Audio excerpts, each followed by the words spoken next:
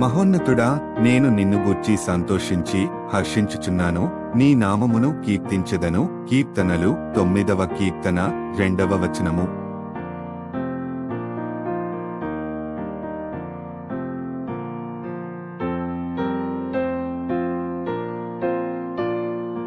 మహోన్నతుడా, నేను నిన్ను గూర్చి సంతోషించి హర్షించుచున్నాను. నీ నామమును కీర్తించెదను. కీర్తనలు 9వ కీర్తన 2వ వచనము.